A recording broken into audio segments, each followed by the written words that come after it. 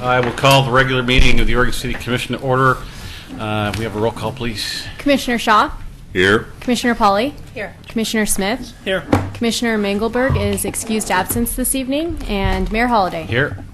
So if you will stand and join me in the flag salute. I pledge allegiance to the flag of the United States of America and to the republic for which it stands, one nation, under God, indivisible, with liberty and justice for all.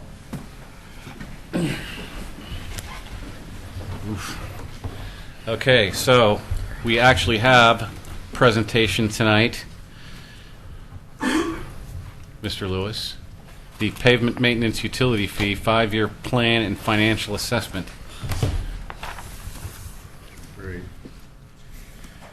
Okay. Time's Thank you, Mayor. I'm going to call up. We've got two consultants here tonight that are going to present the lion's share of this topic. It's a popular topic for us, and we hope it's a popular topic for you. It's in regards to street maintenance, and Gabe Kropp with Murray Smith and Associates has been helping us for several years to put together our plan and do some of our planning documents so that we know which streets we're doing and when we're going to be doing them. And then John Ghilarducci from the FCS Group, who, as you know, has done most of our financial analysis for the pavement maintenance fee, as well as water, wastewater, stormwater, those kind of utility rates and SDCs. I want to acknowledge Martin Montalvo in the back, because he's been the project manager for this project. So he's really been working closely with both of these consultants, a lot more closely than I have, to be honest with you. And then Matt Pullison, who's our street supervisor and really takes care of the lion's share of our contract maintenance as well as the in-house work that we do. So both of those folks have vested interest in pavement maintenance funding. So with that, Gabe, I'm going to turn it over to you, and we can get through this and talk about it as needed. Okay, thank you, John. Thank you for having me this evening. As John mentioned, I'm here to give you a little bit of background and information about the 5-year pavement maintenance plan update, which we just recently concluded for the city, working with Martin. I've got a PowerPoint presentation here that should highlight some of the things that should be of note for you all. So just as a little bit of background leading into the planning, I wanted to cover a few definitions for your all benefit. You all may be familiar with these already, just so this may be a little bit more of a reminder. But there's really a couple of different things that we're looking at when it comes to planning pavement maintenance in Oregon City. Preventative maintenance is one item. Preventative maintenance is typically surface applied treatments to your roadways. Treatments that help extend the pavement life and that are used early on in the life cycle of a pavement. So things like slurry seals, microsurfacing, spot repairs, crack sealing. That's typically what we mean when we refer to pavement preventative maintenance. The other item that we are looking at and was really the focus of this planning effort are the rehabilitation work. So rehabilitation is typically defined as something that physically changes the roadway. Is a little more expensive and really is most of the budget that is utilized for the pavement maintenance utility fund.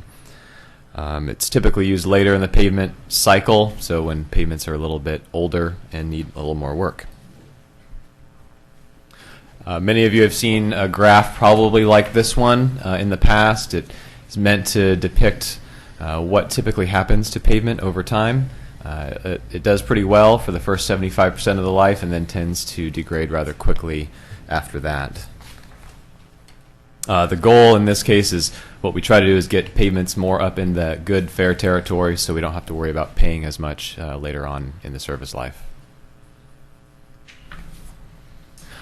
So just as a little bit of an introduction, back in 2008, the transportation utility fee was approved. There was a phase-in process, and the city immediately started doing projects with those funds. In 2012, MSA, my firm, assisted the city in developing its first pavement maintenance plan. And so that has been used over the last several years effectively. And recently, the city asked for our help in doing an update effective this year to incorporate several new pieces of information that we think would be helpful for ongoing planning. So the purpose of the planning is to provide a comprehensive long-term guidance to manage future pavement maintenance. So not that dissimilar from other master planning efforts that the city undergoes as well for utilities. So why an update now? There's several pieces of information that we recently obtained that we thought would be helpful for updating the plan. In 2013, we got new street inspection information, so we're able to use that to update our planning. We wanted to update the unit costs for some of the paving. Construction's getting a little bit more expensive lately, so we wanted to make sure we were accounting for those increased prices. One of the larger ones that many of you may have heard is the need to address ADA improvements with these projects. It's a federal requirement, and the previous planning effort did not account for that additional funding that is necessary to take care of that. Also wanted to take a fresh look at utility system needs to make sure we're addressing those needs at the same time if we can, and also to provide support for the rate study, which we'll hear about a little bit more later. The scope of our study was first to account for work completed to date, so we can see what has been accomplished as part of the plan up to this point. Develop then a working project list that can be used for the future. That would include recommended treatment types, identify utility projects and many conflicts that may need to be addressed before the paving happens. Identify any special projects that really go beyond just pavement maintenance that we should be taking a different look at. And then any future updates that may be needed as well. So this is a table that summarizes some of the past successes that the city has been able to realize through the PMUF. From 2010 to 2014, we've addressed about 7 miles of rehabilitation work and about 24 miles of preventive maintenance work. The total expenditure is a little over $5 million for both. I should note, I think this doesn't include a little bit of extra work that was also done on Claremont Way recently as part of a water line project as well, where some PMUF funds were used there. So overall, you can see the cost per mile information over there. You can see how much more expensive it is to do rehab than preventative maintenance. We would like to spend more on preventative maintenance if possible because it's a little more cost effective, but we do have a need to do some rehabilitation work in the city as well. So what we try to achieve as part of this pavement maintenance plan is a target PCI of 70. So PCI stands for Pavement Condition Index. It's a numerical scale that we use to rate pavements. Typically, we try to see 70 as very good condition. Back in 2010, the rated average PCI for a city of Oregon City was 60, and currently we're at 66, so that's a good thing. We're improving. And as we said before, our goal is to get up to 70. I'm confused. So if we go to page 3 of your report, it shows 2013 PCI at 68, 2014 at 67, and 2015 at 66. So it sounds like we're getting worse, not better. So part of what happened is in 2013, we had the new inspection information that was incorporated into the system. And so the results of that showed that there was a significant increase. Since that time, we use a computer program to project what the expected increase or decrease would be to PCI, since we only do inspections about every 3 years, if I understand right. So that 2013 was a correction because of the inspection work. And so you're right that the projected PCI, based on the computer model, does show it slightly going down on a yearly basis based on the funding that's being applied. In reality, based on the inspection, the results did show actually going up in 2013. Okay. This is the funding split that we assumed when doing our projections looking forward, assuming about $1.5 million of income coming in from the PMUF, spending about a little over $1 million of that in rehab and $250,000 on preventative maintenance, and then about $200,000 a year on engineering and construction management. That split does tend to vary depending on the condition of the network. You can imagine that a network that's in very poor condition could be needing more rehabilitation. One that already has streets in good condition would have more preventive maintenance. So, the important part, some of the conclusions. Based on the estimated budget, we're projecting the PCI to go down a couple of ticks at $1.5 million a year. Deferred maintenance, which is currently at about $17 million, would increase to $25.4 million. Now, deferred maintenance typically means the backlog of work that it would take to get the street network up to that PCI of 70, which is good or better. The percentage of the network in very good condition would actually increase because we're trying to address the streets that are already in pretty good shape and keep them that way. And the percentage of network in very poor condition would also increase. That's largely because it becomes less efficient to address streets that are in very poor condition, cul-de-sacs and such, that would cost a lot more to rehabilitate. There is another column here, 2019 with a $2 million budget. Now that's we developed this as an alternative just in case additional funding is available. I think I don't want to steal too much thunder from John here, but I think there may be an additional as much as $500,000 in projected funds that could come in. Now, how that actually is used is something that the city is still thinking about. So there are some options for how that additional funding could be used if that is in fact available. From what we understand, one option would be to use that on potential overages and bids if necessary. That may be realized on a year-to-year basis. Additional projects could be added in to the planned projects already. Or there may be an opportunity to combine some pavement funds with utility projects, such as the Center Street project, which is happening just outside the chambers here. It is a utility project, water line replacement, but some street funds are being used as well to upgrade the street after completion. So if that's available, the PCI could go up a little bit. However, deferred maintenance still is projected to increase a little bit, but the streets in very good condition would increase significantly as well. That is my presentation. I may have gone over just a little bit, but I'd be glad to hand it off to the next presenter.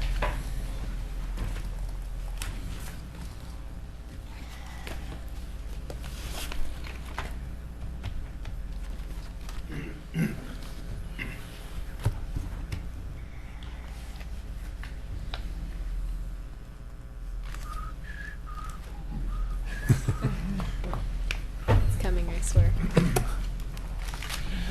I can give you a little bit of a preview of what we're going to see. We've got some initial background on transportation revenue in general that has led to the pavement maintenance utility fee in the first place, and then talk about some of the key assumptions that are in our analysis, and then get right into summarizing the results. So the state of transportation funding in Oregon, what the chart you're looking at on the right shows fuel economy going up over a period of many, many years. One of the impacts of that is people are buying less gas, and they're also traveling fewer miles. So as you know, fuel tax revenues on a statewide level are flat generally, and at times declining. We had the bump a few years ago, but they've been flat since that bump. And that results in, because of the allocation to cities and counties, flat revenues to cities and counties. At the same time, cost, and this is just a different look at the same chart that Gabe showed you, showing that as the condition of streets declines, the cost to restore those streets goes up exponentially as the condition gets beyond fair in a bad way.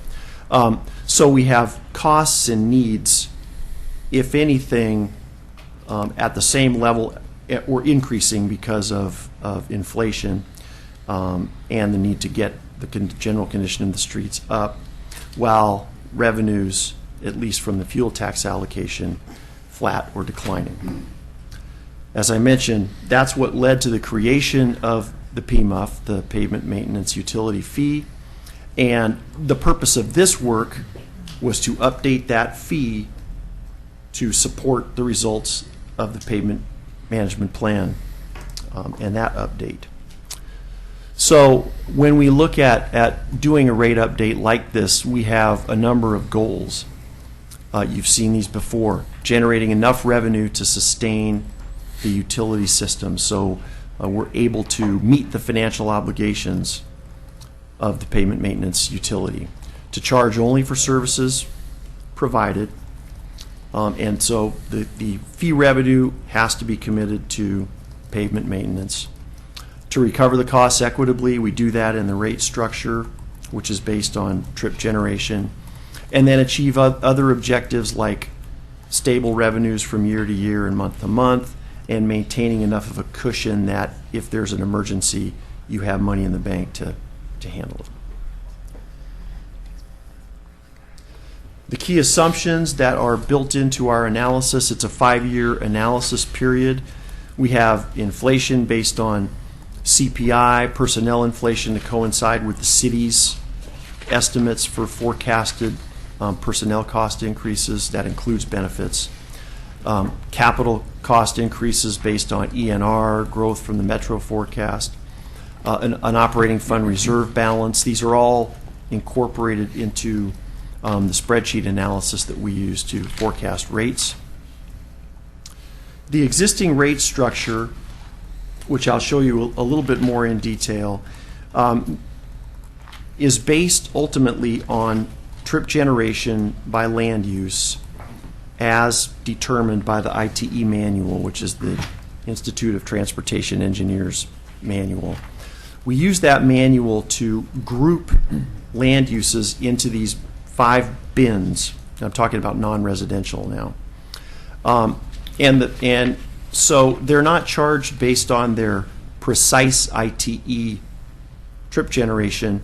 That estimate is used to put them in a bin, and then there's a trip rate for each bin. And the rates are applied by land use and generally by square footage or another unit of measure that the ITE determines. We have just a couple residential account types: single-family residential, multifamily. There's also a low-income residential account class that's charged half of single-family. So here's what the rates actually look like. At current, you see in the left-hand column the non-residential bins. Schools don't fall into a bin, so they're the no bin category. And you see the trip rate assumptions for each bin. The rate per trip doesn't vary at all among the non-residential types, but the number of trips varies quite a bit depending on the bin and the land use. So you see that final column on the right should say monthly rate, not monthly revenue. The monthly rate then, for example, for bin 2, $2.04 per unit. The unit is likely 1,000 square feet of gross floor area for a non-residential, typical non-residential development. And that's what the units would be for most of those others. Residential, you see the single family rate. You'll probably recognize that, $11.90 a month per single family residence, and you see per dwelling unit rates for the other residential types. So the cost inputs, this is the amount of revenue that will be needed to cover these costs. We have operations and maintenance costs, which are costs recovered in the fee that are over and above the pavement maintenance itself. They include transfers and some other operating costs. The pavement maintenance project costs are directly from Gabe's work and MSA's work on the plan. You can see they vary quite a bit. If we were to project that out over time, it's about $1.5 million per year. Hey, So, John, can I Sure. interject here? Because I saw those numbers too, and I was wanting to delve into those. So we pay for all our preventative maintenance out of the operations and maintenance line, as well as any internal like our milling machine that we do any internal paving, with all the rock and all the asphalt that goes along with that, we pay out of that line item. So there's really very little in the way of anything else but material costs or the preventative maintenance costs. So just want to make that clear. It's not all about transfers and staff costs. Yeah, it's materials and services. So between 1.4 and $2 million in annual expenditures, that becomes the numerator in the rate calculation. The denominator, or the trip generation estimates we use to project revenues, are shown here. You can see by bin the total number of trips estimated for the non-residential categories, and then single family and multifamily, all the residential categories. So we're looking at total average daily trips starting out about 276,000 and escalating by the growth per year. We've applied the growth proportionally to all categories. One of the things that city staff did before this forecast was an audit of the customer base, so we have good confidence that these are billable trips and that the revenue estimates should be accurate as a result of that audit. So the result looks like this. We've got you see the rates being applied, and then total revenues in the second table there, about 2.1 million forecasted for, well, that should be fiscal year 16 because that would be the first year. You've got 15, and then they're just escalating by growth. There are no rate increases projected for the period. You see revenues in excess of expenditures for each year of the 5-year period. And so we're not forecasting a required rate increase. And then the little bit of cushion there between revenues and expenditures could be used, as Gabe was describing, in any number of ways to try and sustain that PCI at its current level. So at the end of 2019, what's the contingency look like? Well, if everything was exactly true, Right. that 2.4 million is a cumulative Okay. surplus. All right.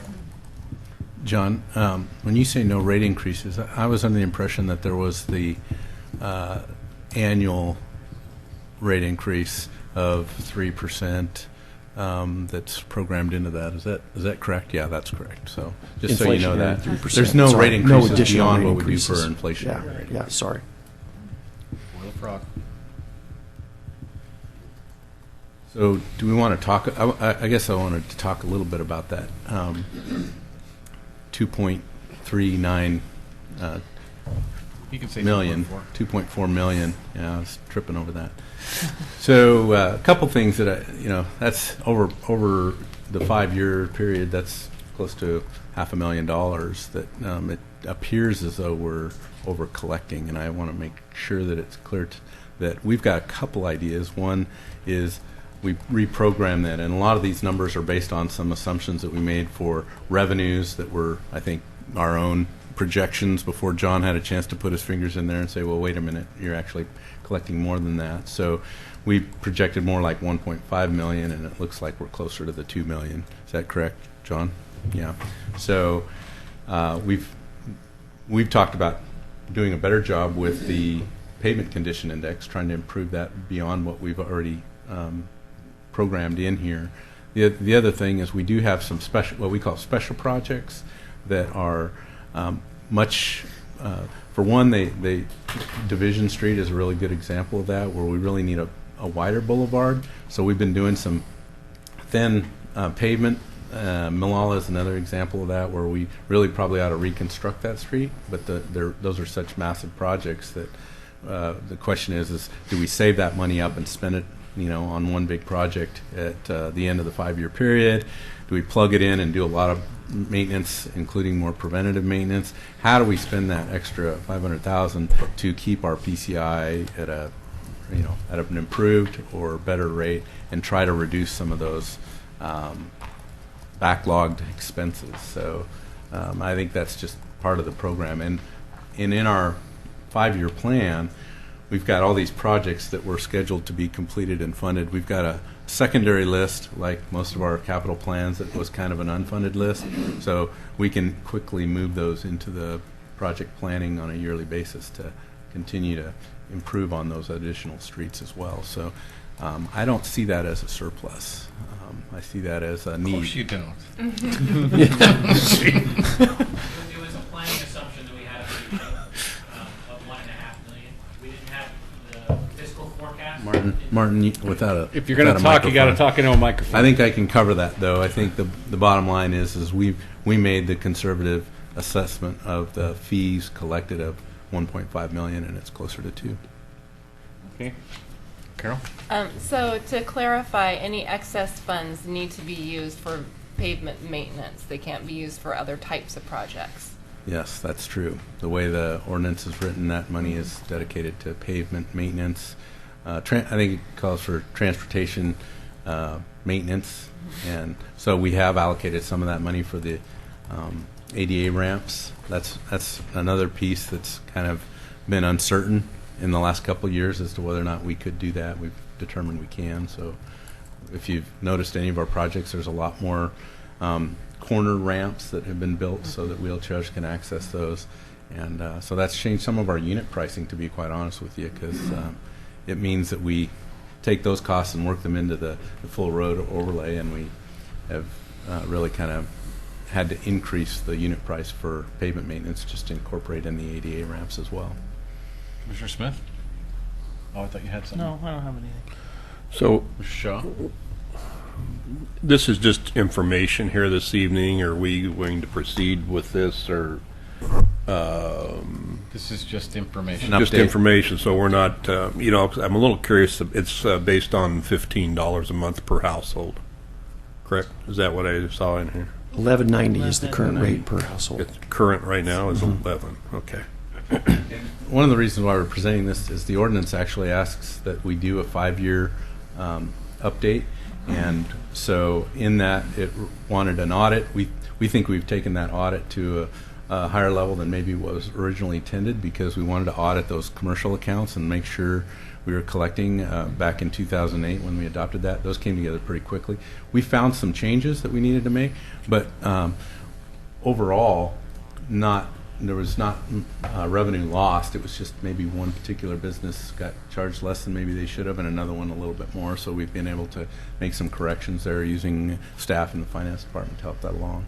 But the ordinance does actually require us to provide you this 5-year update, so it's time for that. How long have we been at $11.90 per household?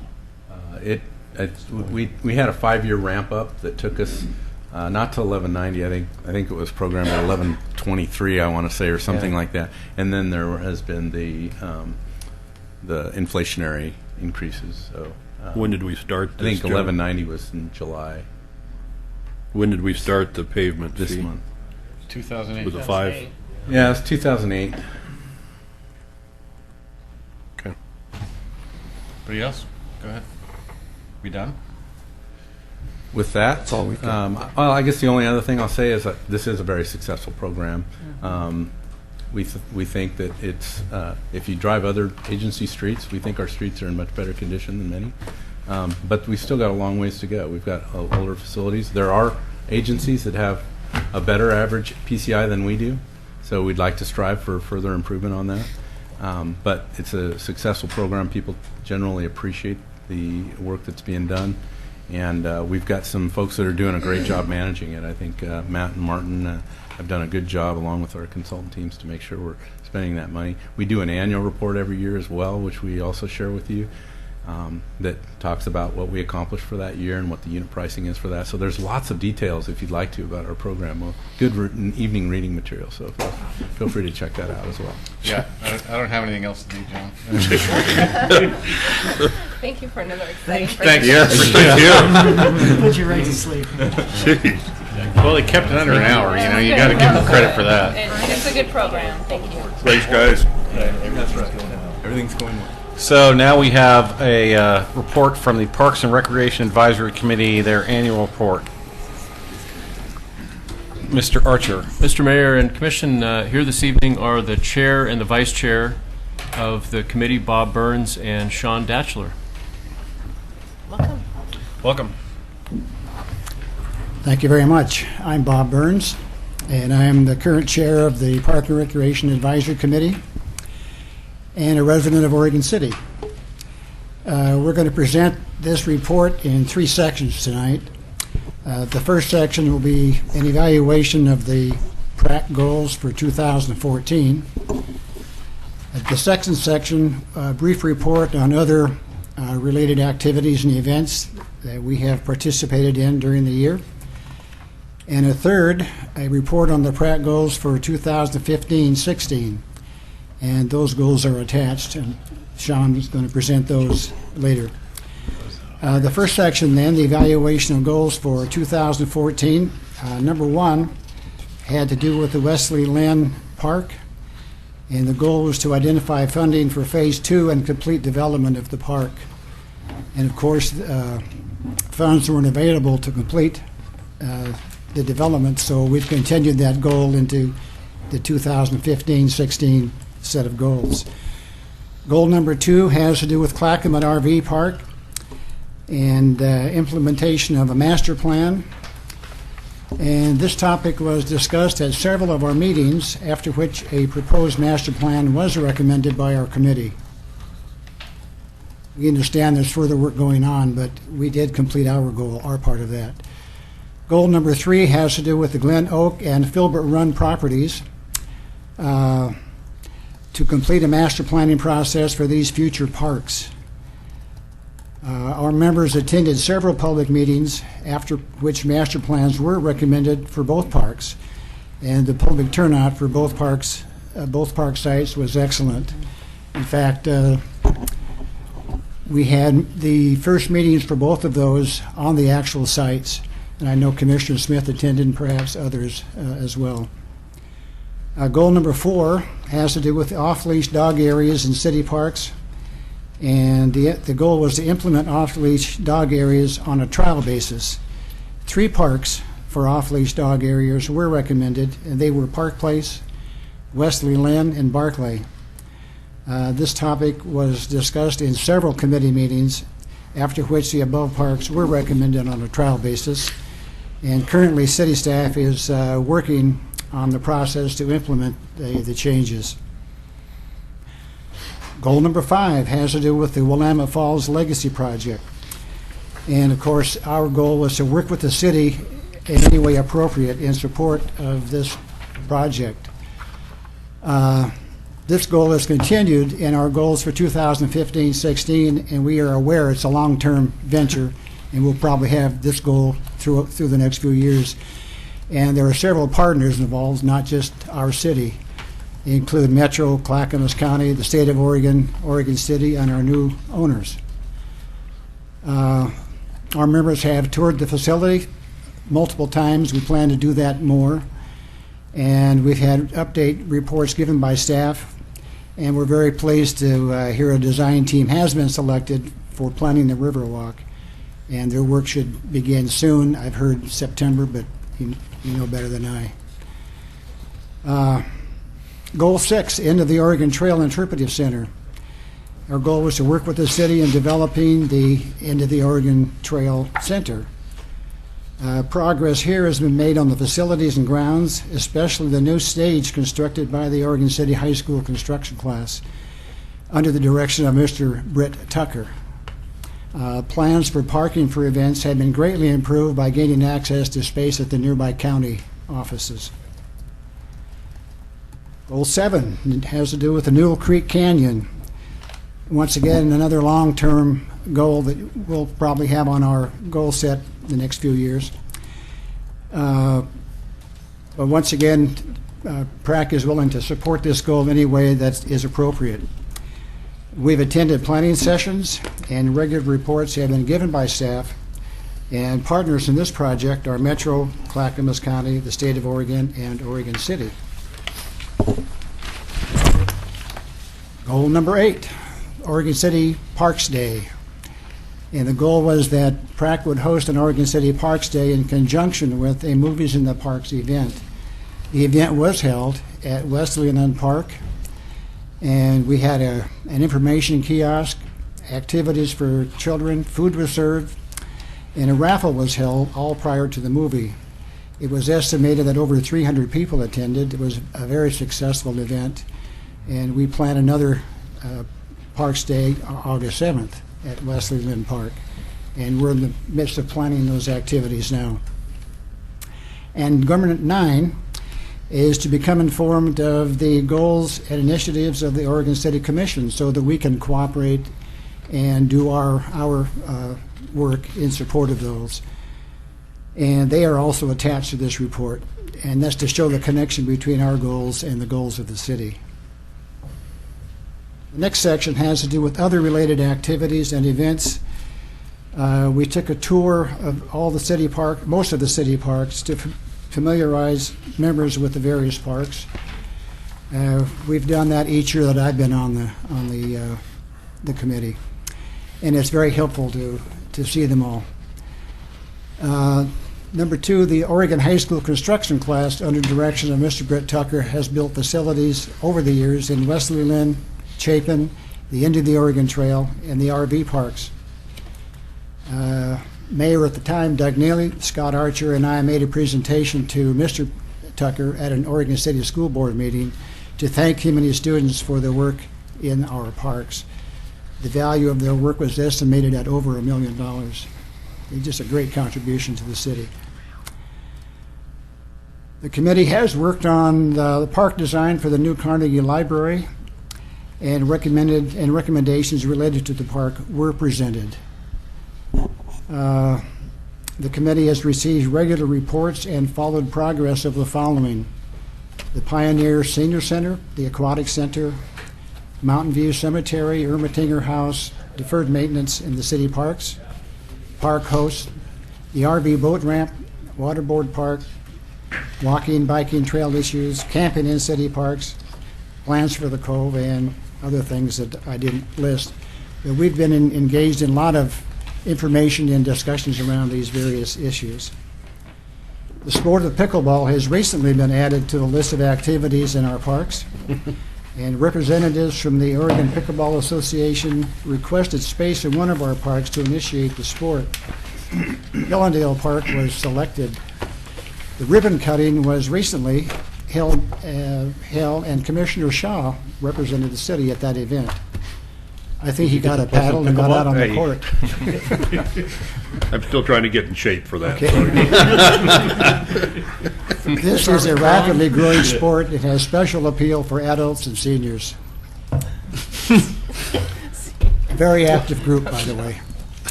A group of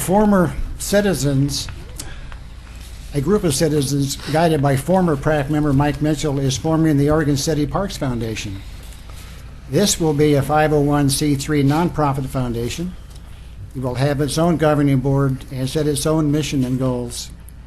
And even though this is a separate entity, it should be a very positive development for our city parks. And we look forward to a positive relationship. As you can see, it's been a very busy year, and the future looks to be exciting with the Willamette Falls Legacy Project gaining momentum, the Cove and Newell Creek Canyon projects in early discussions, and new city parks in the planning.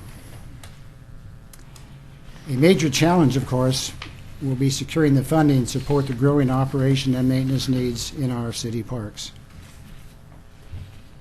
This time I'll turn it over to Sean. I want to apologize for the misspelling, and I'll take the blame on my own support system.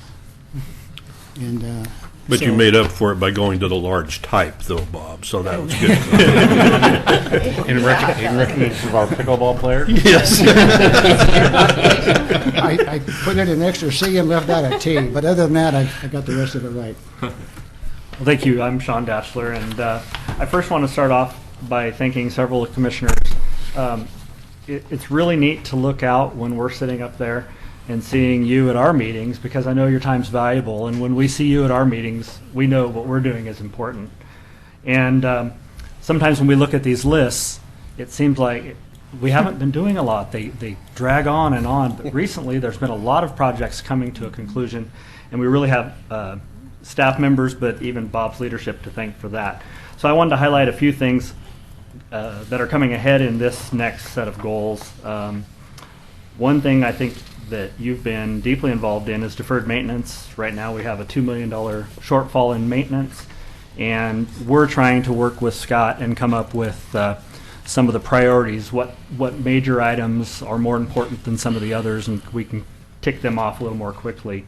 A second part is related to the Glen Oak and Filbert Run master plan park sites. Those parks have not been named, and so we'll be having a naming committee formed pretty soon, take public input.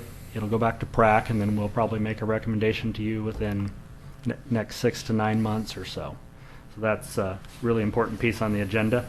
Back to the Wesley Lynn Park that keeps moving forward. A couple things people don't realize is there was a second parking lot that's planned. There's been talk of a dog park, a spray park up there, and that park was identified to be done in 2 phases, and so it's really important to us to complete it wholly rather than stop midstream. The RV park master plan is something that's really important to us. We want to implement that, and I had mentioned this to Commissioner Shaw before, but it always strikes me as one unique entity in the city because it makes money. It makes a lot of money compared to what it costs to operate it, and I think it's important for us to reward it for that, because I think that in turn can allow it to make even more money. Our Parks Day event this year is August 7th at 6 p.m., Wesley Lynn Park. And that's a really neat opportunity where city staff members, in the past we've had park design people, Kurt Lengo from Lengo Hansen has been there, and many of the PRAC members. And we just visit with the citizens, pass out maps, show them where the parks are, explain little hidden parks that they're not used to or haven't heard of. And it's been a very successful event, and we're looking forward to it again. A new issue that's near and dear to the former mayor, and he's been bringing it up to us and wanting to get us on board, is relating to park and trail connectivity.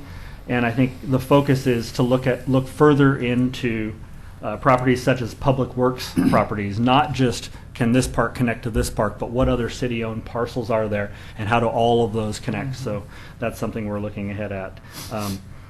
And finally, a topic for discussion that's been in the newspaper quite a bit lately is the idea of no smoking in parks, and that's something that we want to take up. We don't know where that journey will end, but it's a topic that we plan on discussing in the near future. So I want to thank you for your time. Thank you. Any questions? Great job. I'd like to add one more Okay. thing, pardon me. Yeah. I'd like to express our thanks to the staff that works with us, namely Denise Kai, John Waverly, Rochelle Parsh, Kathy Wiseman, and Scott Archer. They do great work, and we really appreciate all their support. So, Mr. Smith? One of the projects that I had some connection to was the stage at End of the Oregon Trail Interpretive Center, and working at the high school, understanding fully the partnership that exists between the city of Oregon City and the school district in terms of the construction class, I think is one that not everyone completely knows. The reason I'm mentioning this because I think the city itself and probably PRAC needs to really consider urging the school district or talking to the school district about how important those projects have been to the city. Britt's retiring, and I think there's a big question in my mind and in a lot of other people's mind on whether or not a program like that's going to continue at the high school. And I think without a kind of consolidated effort to communicate how important that program is, I think we risk possibly losing it. So I don't know we haven't talked about that here at the city level at all, but it's something that it's definitely something that I think we need to think about. It's something that, as a city commissioner and as a teacher at the high school, is one of those programs that we just can't lose. It's the amount of training and education that it does for the students, but also the benefit that it shows to the city and the Parks Department, and with the deferred maintenance that we have in our parks, this is one thing that has been, an absolute success. So I don't know if you could think about that from PRAC's point of view, and hopefully staff and the commission can think about that as well, because I think we need to encourage as a city more of those partnerships with the school district and throughout the community. So maybe the addition of the nonprofit or the Parks Foundation might help with that in the future, but I just wanted to share that. And I, on behalf of the City Commission, want to thank you for your time and your service. Obviously, we all have busy lives, and we just appreciate the amount of time and effort that you put into this. Thank you very much. Thank you. Thank you. Thanks, guys. Thank you. Thank you. Okay, so we're up to citizen comments. Do we have any citizen comments, Ms. Riggs? Is there anybody in the audience who wishes to comment on something that's not on the agenda? Then we'll move on. Everybody fine with the agenda? Okay. Yes. Then move on to public hearings. 15-398, ordinance for introduction number 15-1007, vacating a section of Haven Road, beginning at the intersection of Leland Road and extending southeasterly. I'm guessing this is you, Mr. Lewis. Yeah, thank you, Mayor and Commissioners. So Haven Road, most people I think of as Prospector Terrace, but it was created as part of the subdivision of the Leland Haven subdivision. So in our research, we found it to be called Haven Road, which is kind of a surprise. But if you can, I just want to make sure that the audience knows the property that we're talking about. So about a month ago, we brought to you a resolution that basically asked for your permission to go ahead and advertise this for public hearing. And as part of the process for vacation of public right-of-way, that you, first of all, approve that we advertise so that we let the public know that we're going to vacate this property, and then we hold public hearings, 2 public hearings. So this is the first reading of this ordinance. It's basically a section of road that is only a pathway at this point. It's a platted public right-of-way, and we received a request from the property owner to vacate this so that, for one, they weren't excited about the roadway going through, which I agree with, and for 2, they will now have sufficient property to subdivide that vacant corner lot into 2 8,000 square foot parcels. So we spent a fair amount of time with Craig and Debbie Del Ruscia, who are in the audience tonight, and we talked to them about what maybe they wanted to do. They own several parcels along Prospector Terrace and Leland Road, and just recognizing that Prospector Terrace has been there for many, many years, and I think the main reason why I support this is because for one, we don't think it's the right place to have a through roadway, even though it was originally built that way. We think having pedestrian and bicycle access at that location, having that remain is a good idea, but having a through street there would I think do a lot to upset an existing neighborhood that's become used to that kind of connection. So that's one of the main reasons. We've listed 5 reasons why we support the vacate, but to me the main one was we've got an established neighborhood that's working just fine, has adequate turnaround capacity for fire and emergency response. So, having the ability to maintain the existing pathway corridor, having that as part of the condition to improve that pathway corridor is important as well. And at the same time, we will have 2 residential properties, 2 new residential properties in that neighborhood, one of which will take access off Leland Road, the other one which will take access off Prospect Terrace. So is there currently, I don't see an address for this lot where it says Haven Road. Is there currently a house underneath that arrow? No. Huh, because it looks like there's a shadow there. There may be an outbuilding. Yeah, it looks like there's little Pump house. A pump house? Apparently it's a pump house, yeah. It's not a residence. Like a well? Yeah. Ah, okay. So is it a through street right now? It's a through street for pedestrian and bicycle access only. Okay, It's so really a driveway access for Oh. the property at 19345, but it okay. does not go through to Leland Road. So there's a section of that road that's not paved? Or is it all paved and it's just blocked off at Leland, or? No, it's paved in the sense that there's a pathway there, a narrow pathway, but there's no full street improvements along that section. Okay. What we will end up with is a 15-foot wide typical pedestrian access way and improvements along that will include a new pedestrian path. So it's currently a dead end. Yes, it's currently a dead end. And at Leland Road, what are the barriers? Barriers, you mean like? Well, I mean, if 15 feet wide, somebody could drive down that if they wanted to. Are there bollards or some other kind of something that's going to stop crazy kids from driving down that? There will be, and I believe there are now.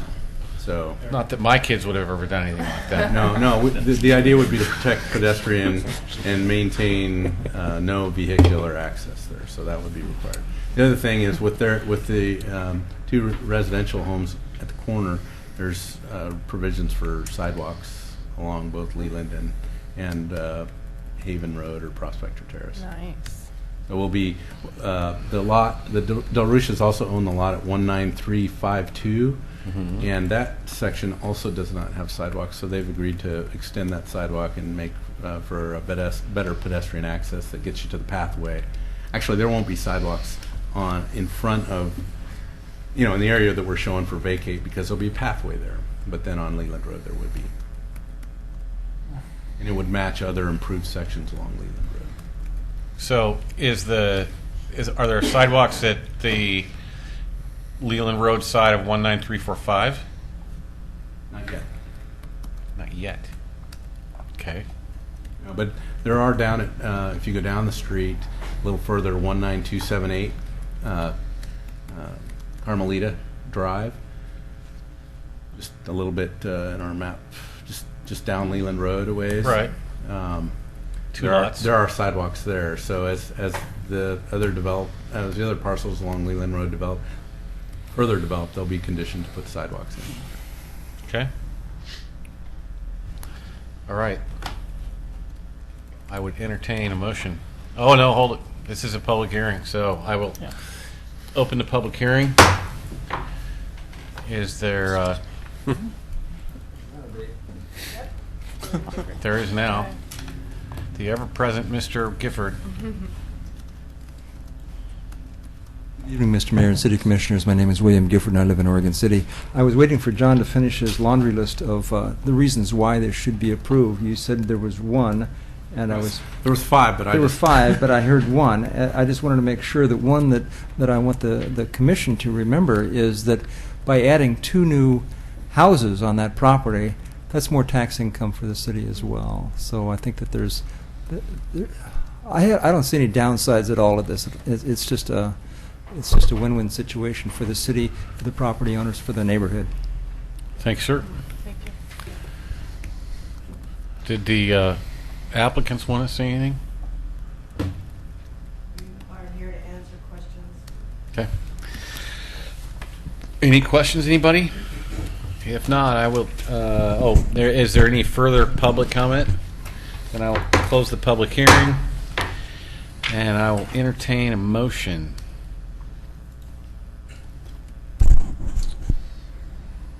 Move to approve 15-398 ordinance for introduction number 15-1007, vacating a section of Haven Road beginning at the intersection of Leland Road and extending southeasterly. I second that. Moved by Commissioner Smith, seconded by Commissioner Pauly. Mr. Gebeisman, is there anything you need to do? It is an ordinance, so we have to read it, and we'll have to come back a second time on it. So this is first reading, and we'll have second reading in the next meeting? Correct. Okay. Ordinance number 15-1007, an ordinance vacating a section of Haven Road beginning at the intersection of Leland Road and extending southeastward all within the Leland Haven subdivision plat number 815, Clackamas County, City of Oregon, City, Oregon. Commissioner Shaw, Yay. Commissioner Pauly, Aye. Commissioner Smith, Aye. Mayor Holliday. Aye. Passes. Okay, so that moves us to the consent agenda. Does anybody have any desire to pull anything off of the consent agenda? No. I'm going to just take a second to explain item 8D. This is we had an executive session to discuss the, what's the word I'm looking for? Review of the municipal court judge, one of the city commission's 2 employees. And during that time, we came to a decision to increase the judge's pay based on the performance that she's performed over the last several years. So just wanted to let people know that we did have that discussion, which we were allowed to have an executive session, and the vote was unanimous on the commission to approve these changes. So don't think we're trying to sneak something past you in the consent agenda. I just wanted to explain that. With that, I would entertain a motion to approve the consent agenda. I move to approve. Second. I was waiting for the Moved by Commissioner Pauly, seconded by Commissioner Shaw. Call the roll. Commissioner Shaw, Aye. Commissioner Pauly, Aye. Commissioner Smith, Aye. Mayor Holliday. Aye. Okay, you guys go buy some steel, okay? Buy some what? Steel. I don't get it. That's the library. On the Oh, consent okay. agenda. They were sitting here for a Yeah. consent agenda item, really? Yes. Skip building. Sorry, guys. Okay, so we're down to communications, Mr. Manager. Thank you, Mr. Mayor. Just a couple of short things tonight. I have a short meeting planned later this week with Don Krupp, the county administrator, to discuss how Oregon City might get better access to public records and information about TCSD. I sent him another email today about that, so hopefully we'll eventually get some information that we think is helpful and necessary to the city's understanding of Tri-City. Also, Nancy Warner, our right-of-way attorney, alerted me today that the Oregon Supreme Court released an early prospectus of what they're going to be deciding this week, and among the cases that are going to be released tomorrow is Phoenix versus Rogue Valley Sewer. So we'll be looking at that case pretty closely. We had a good week 2 weeks ago at Circuit Court, but this case would, I think, make dispositive any chance. Well, it would eliminate any chance, in my view, that the county would be able to appeal the Circuit Court decision on right-of-way. So, Assuming it falls our direction. assuming it falls our direction, and that is a big assumption because but it is on appeal, and Mr. Gebeisman pointed out to me that the turnaround time on this case is quicker than either he or I suspected, which sometimes can mean that a consensus was apparent among the court members. It's a lot quicker to get to an affirmation than to a reversal. So, Yeah. reading tea leaves, and that's about all it is. And we like our chances. Well, and the farther you appeal up, the harder it is to prevail, right? So Yep, that's correct. Also, staff has begun working and reviving some of the work that was done earlier on the Dutch Brothers traffic conflicts that we have out here on 7th. We're really concerned about safety down there and getting more and more concerned all the time because we are continuing to get more and more complaints, not just from some of you, but from members of the public as well. Mr. Gebeisman has looked into the city's authority because and we will be talking to you more about this, perhaps even in executive session about some of your options. But I just wanted him to give you a general sense of the authority the city has to regulate access to its streets. Sure.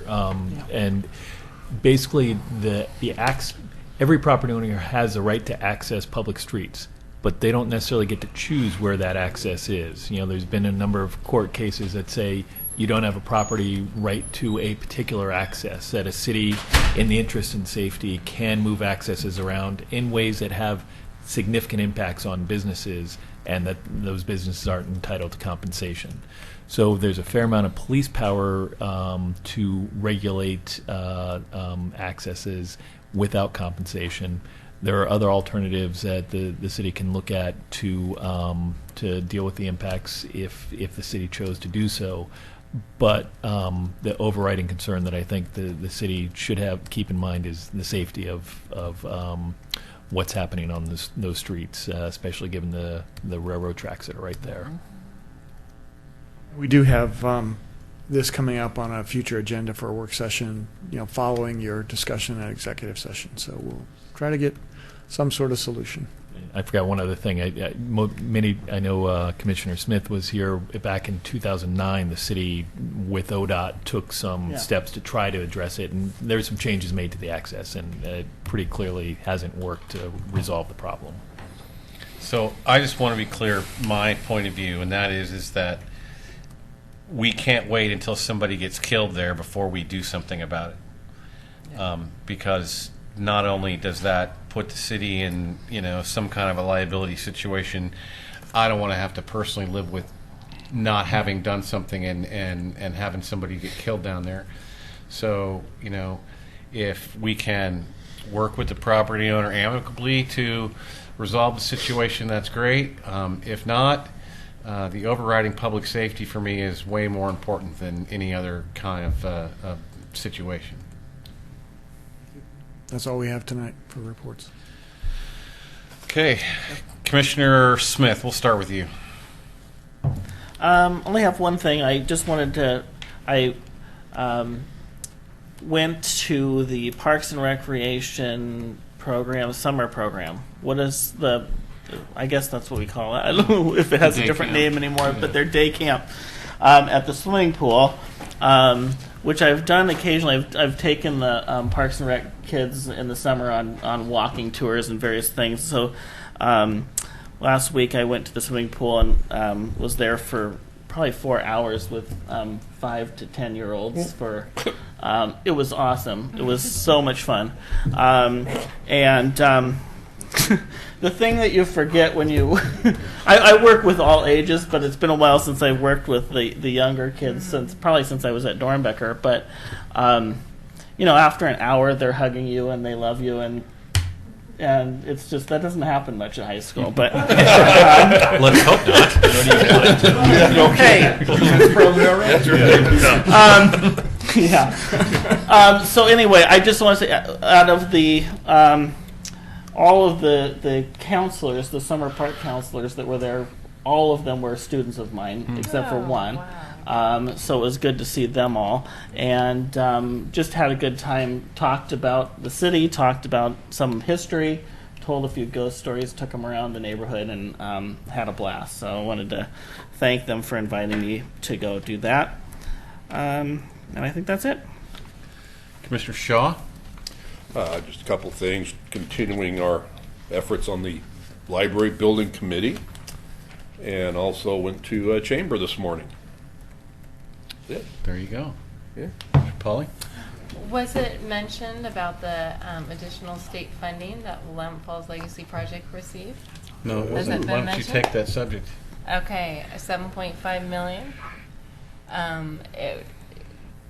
The state pledged to the project for the Riverwalk. It's actually not a pledge, an appropriation for the 2015-2017. Thank you. Thank you. We'll get through this together. But anyway, that is fantastic news. Fantastic news. So all the money is there for the planning and some to even start the project. And it's good seed money, and just very exciting to see the support. It's continuing, it's growing, and hopefully we'll get some federal support at some point in time. But this is going to happen. So I'm excited for our citizens to finally get public access down there to that wonderful site. So Is that it? that's it. Okay. I can't get any better than that. Oh, First City, I'm sorry. Okay, so Main Street. The First City celebration is exactly the 17th? 25th, okay. Other Doing good here. other than that, you're right. It's only Main Street, Carol. Don't worry about I it. know. And it's going to be great. It's going to kick off with the 5K, so that's new. And please, everybody, come down and support Main Street. See all the great things that are going on, and enjoy the day with the family down there. The time, it's 11 all to day. 9, I think. It's all day long. I don't know what time the 11 run a.m. starts. to 9 p.m. But the 5K starts in the mornings. Okay. Is there anything else you want to say, William?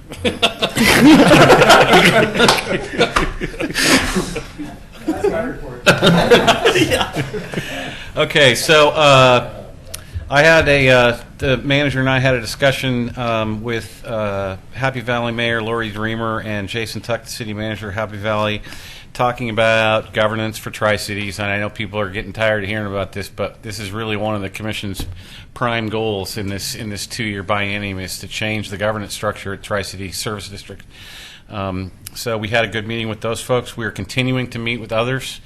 And I believe that Commissioner Shaw actually had a meeting with a couple of other jurisdictions this week. I know I have been talking to folks in Gladstone and folks in West Lynn, and I continue to reach out to other cities around the district and around the basically the Clackamas County area. We're trying to meet with at least the mayor and city manager of each of the major cities to tell them why we're doing this and what it's all about, and to develop support for a change in the governance. Other than that, we had a pretty light week. I did, I don't know if I talked about this. I don't think I did talk about this the last time, but I did have an opportunity to walk downtown Main Street with Congressman Kurt Schrader a few days ago. I don't remember exactly when it was, but we spent a 3 hours walking Main Street and talking to business folks and seeing what they were going on. And I know Congressman Schrader had an opportunity to tour the mill site on that Monday. And I continue to reach out to the rest of our federal partners, and I fully expect that sometime in the next year or two there will be some kind of an appropriation to help us with the Willamette Falls Legacy Project. So we'll just continue to work on that and see how things go. I guess the final thing is I got a big stack of certificates to sign tonight, and I knew they were coming. But what really shocked me, and I'm not gonna read all of them, but there are a bunch of people who have been here an awful long time. And the thing that strikes me about that is people don't stay around a job site or a workplace where they don't feel like they're being taken care of and being supported and being honored. And so I'm going to read about half of these because I'm not going to do anybody who's 15 years or less. So, David, you're on the list tonight. So this is your certificate of service. So in recognition of 15 years of service, there's David Knoll, Information Technology Supervisor. Scott Katrina, Utility Maintenance Team Leader in Water. There's Kevin Hanks, Public Works Operations Supervisor in Water. Sharon Coughlin, Police Senior Records Specialist. Marcy Barrett, Customer Accounting Coordinator, Utility Billing. Justin Young, Police Sergeant Detective. Jared Turpin, Police Officer. Rick Brown, Utility Maintenance Specialist 3, Sewer and Storm. John Behan, Police Officer. John's also the president of the Oregon City Police Employees Association. So all those folks have been with us for 15 years. So that certificate in honor of your dedication to the citizens and community of Oregon City. So these folks are 20 years. David Judah, Utility Maintenance Specialist 3 in Water. Chad Weaver, Police Officer. Rena Coltis, Court Record Specialist. Linda Ackerson, Library Services Manager. So those folks have been with us for 20 years. And special recognition to Captain Greg Fradd of the Oregon City Police Department for 30 years of service. Wow. Oh, and the last one, although technically not an Oregon City employee, Mr. John Collins, General Manager of South Fork Water Board, and has worked his way through that organization to that position, 30 years at South Fork. So we wanted to thank John for his service as well.